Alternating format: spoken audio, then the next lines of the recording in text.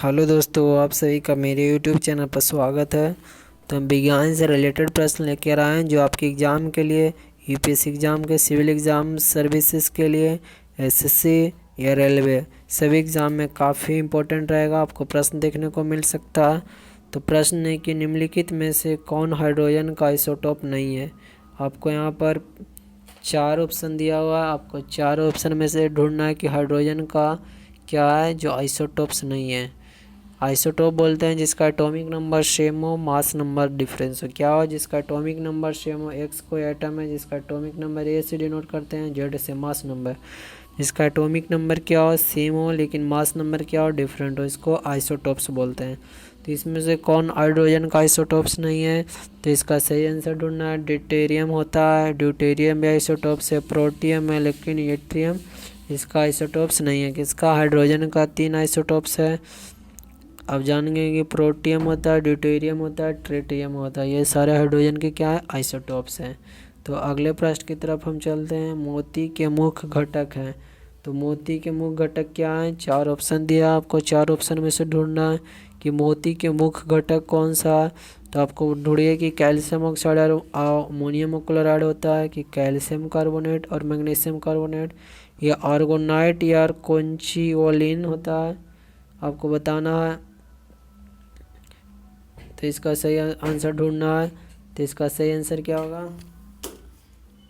कि मोती के मुख्य घटक के रूप में किसका उपयोग होता है। तो इसका सही आंसर होगा जो option number B, calcium carbonate और मैग्नीशियम कार्बोनेट। क्या होगा? कैल्शियम कार्बोनेट और मैग्नीशियम कार्बोनेट जो मोती के मुख्य घटक के रूप में इस्तेमाल होता है।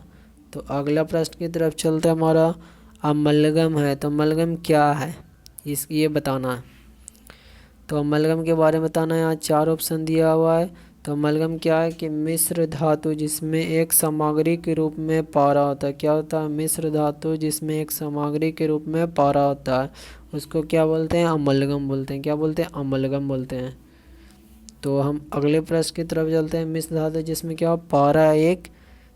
पारा क्या हो? एक सामान के रूप में, सामग्री के रूप में यूज होता है, उसको बोलते हैं अमलगम बोलते हैं। अगला जो हमारा प्रश्न है, निम्नलिखित में से सबसे हल्की धातु कौन सी है। यहाँ पर 4 ऑप्शन दिया है। आपको 4 ऑप्शन में से सही ऑप्शन ढूंढना है।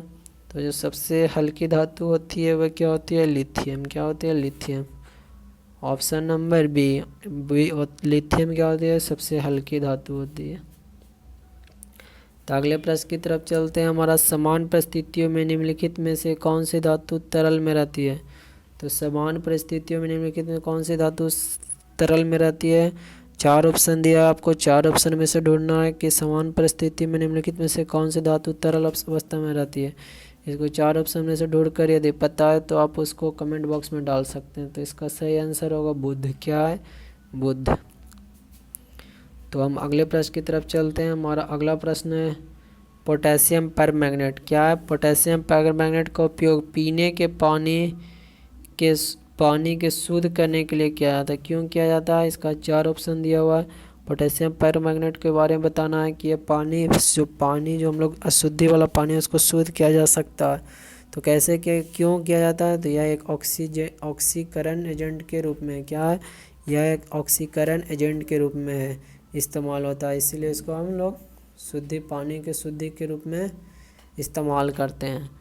पोटेशियम परमैंगनेट के बारे में बताया गया कि वह शुद्ध करने का काम करता है पानी को, क्योंकि यह एक ऑक्सीकरण एजेंट है। अगला प्रश्न है निम्नलिखित में से कौन सा तत्व है। तत्व बताना है कि एलिमेंट कौन सा है। यहाँ 4 ऑप्शन दिया, मणिक है, नीलम है, पन्ना, हीरा है। इसका सही ऑप्शन क्या होगा? हीरा। ऑप्शन नंबर डी, एलिमेंट में कौन है? हीरा। हीरा है क्या है? तत्व है।